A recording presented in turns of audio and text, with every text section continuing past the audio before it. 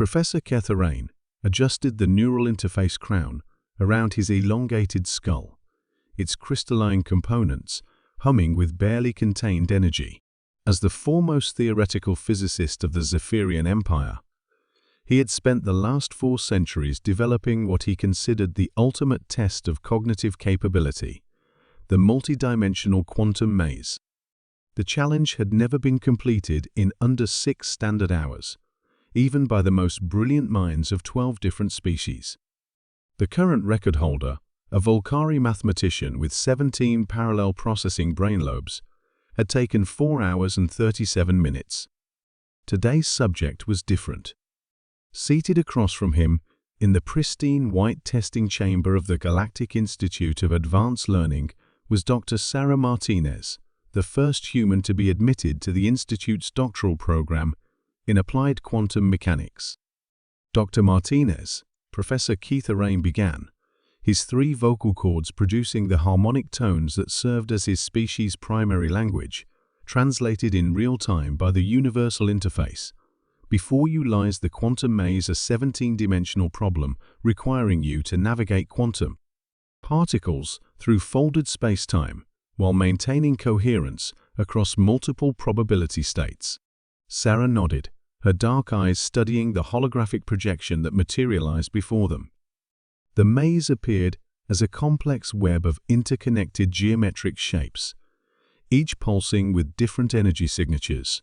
What made it truly challenging wasn't its visual complexity, but the fact that it existed in dimensions beyond human perception. The objective, Ketherane continued, is to guide this quantum particle. A small blue dot appeared at the maze's entrance to the exit, while avoiding quantum decoherence traps, probability cascade failures, and temporal loop snares. Most beings require sophisticated mathematical models, quantum field calculations, and probability matrices to even begin. He activated his recording devices. I am granting you 1 full hour, which is quite generous. The record completion time is 4 hours and 37 minutes. You may begin when ready. Sarah stared at the maze for exactly 37 seconds. Then, without touching any of the provided calculation interfaces or requesting access to the quantum modeling systems, she reached out and began moving the particle. Professor Ketherane's chromatophore patches flashed yellow in confusion as he watched the particle navigate through the 17-dimensional space with impossible precision. Sarah's hand moved in fluid motions, guiding the quantum dot through passages that shouldn't have been navigable without extensive mathematical analysis. Fascinating, he murmured, but you cannot possibly be calculating the quantum state fluctuations in real time without— Oh, I'm not calculating anything, Sarah said absently, her focus remaining on the maze. I'm just following the pattern. Pattern? Ketherane's vocal harmonics cracked slightly. There is no pattern. The maze is randomly generated each time, with quantum uncertainty built into its very structure. Sure there is.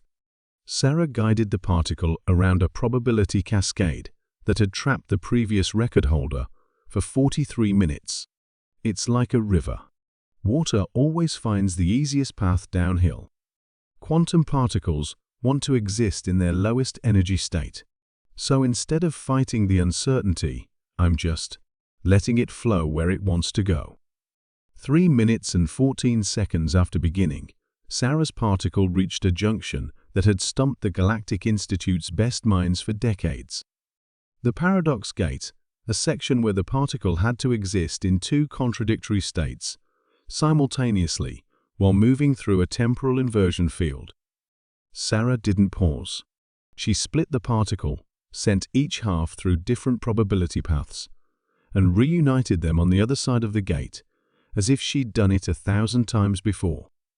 Impossible, Ketherane whispered. The mathematics alone for that maneuver requires 17 concurrent differential equations across non-linear temporal manifolds. No organic mind can process.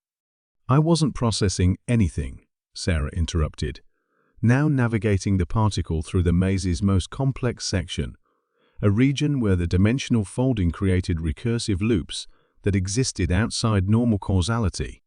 I was just feeling it, like finding your way through a dark room. You don't calculate the position of every piece of furniture, you just sense where the open spaces are. At the 6-minute mark, Sarah's particle entered the final section, the consciousness trap. This was the maze's ultimate challenge, a region where the quantum state of the particle became entangled with the observer's own consciousness.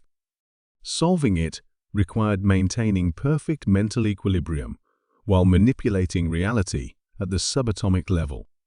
Most beings spent hours in meditation, preparing their minds for the psychological strain. The Volcari record holder had employed 17 different cognitive partitioning techniques.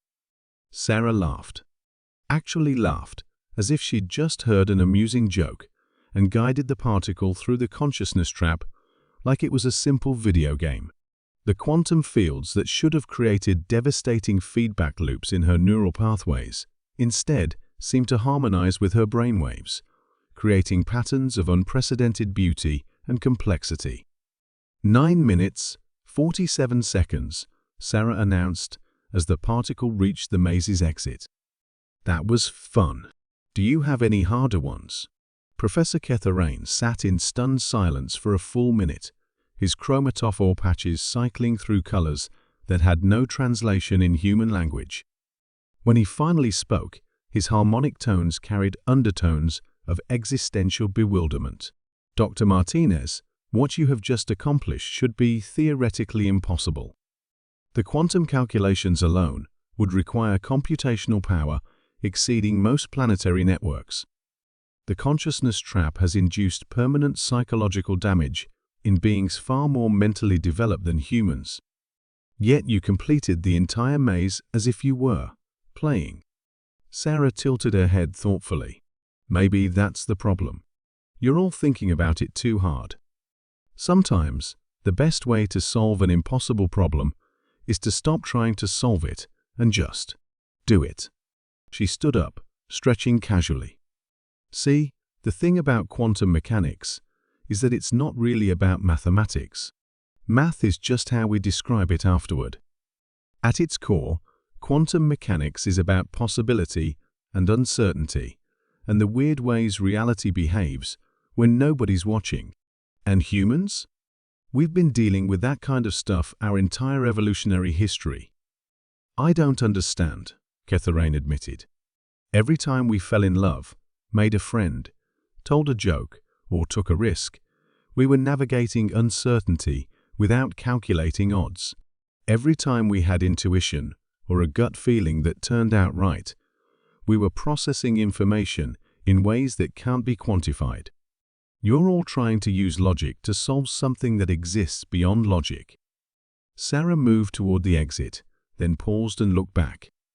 You know what the real secret is.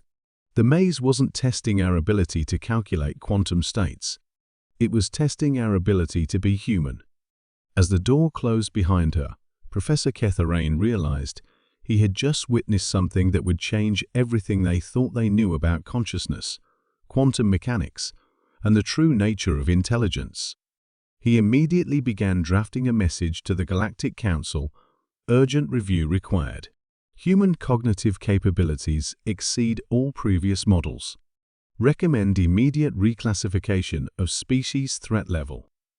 Not because humans were dangerous, but because they made the impossible look effortless. And that was far more terrifying than any weapon.